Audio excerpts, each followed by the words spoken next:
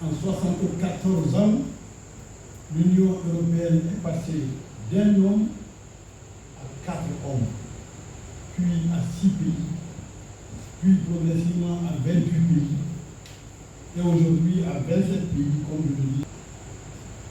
Madame l'ambassadrice, c'est un programme respectable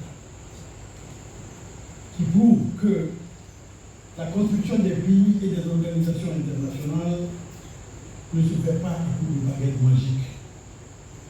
Elle se fait par des peuples sous le leadership de grands hommes, et pourquoi pas, et surtout de grandes dames.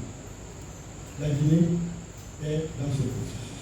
Je voudrais vous rassurer qu'aujourd'hui, contrairement à ce que certains pensent, et vous venez de le dire, ce n'est pas chaque Guinéen qui s'interroge sur l'avenir de notre pays.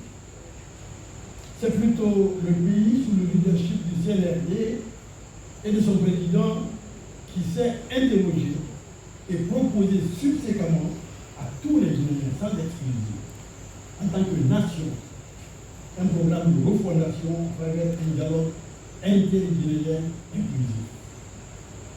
Notre jeune nation est fragile pour la laisser dans les seules mains individuelles, même si nous croyons profondément et nous sommes totalement engagés dans la défense des droits de la personne humaine à laquelle moi-même j'ai dédié ma propre vie. Une des clés de cette refondation, vous l'avez aussi mentionné, est la Constitution guinéenne. Je dis bien la Constitution de la Guinée.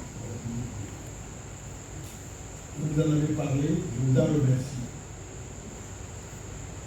Cette Constitution est un chantier. Nous travaillons à créer une Constitution guinéenne. Comme vous avez travaillé, vous les Européens, à produire au niveau de vos nations et au niveau communautaire vos constitutions et vos textes communautaires qui ont été élaborés sur la base des réalités sociales, économiques et politiques de l'Europe. Je voudrais mentionner que la République de Guinée ne sera qu'un lointain observateur. Je voudrais aussi vous rassurer que notre Constitution, puisque c'est de celle-là qu'on parle, notre Constitution sortira des entrailles du peuple guinéen.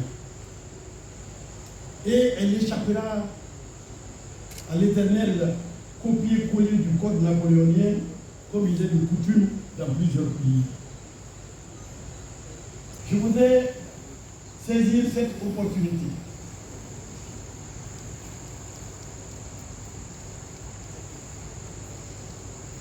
pour attirer votre attention sur les appuis des partenaires, comme vous l'avez dit, qui ne serviraient pas à grand-chose si nous ne créions pas un état de droit et de liberté.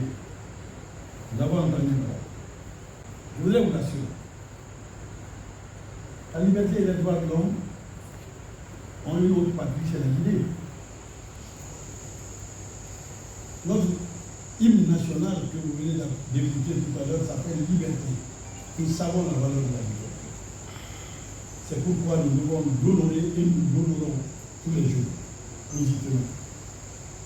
C'est pourquoi nous travaillons avec vous, avec toute la communauté internationale, sans réserve et sans calcul, pour chaque Guinéen et pour chaque Guinéen, et surtout pour tous les Guinéens dans un destin commun, afin de leur garantir à eux et par eux leur liberté et tous leurs droits. Je voulais préciser que la République de Guinée s'investit depuis son indépendance à conquérir et à garantir les droits de l'homme que l'on ampute souvent des droits des peuples. Alors la Guinée s'investit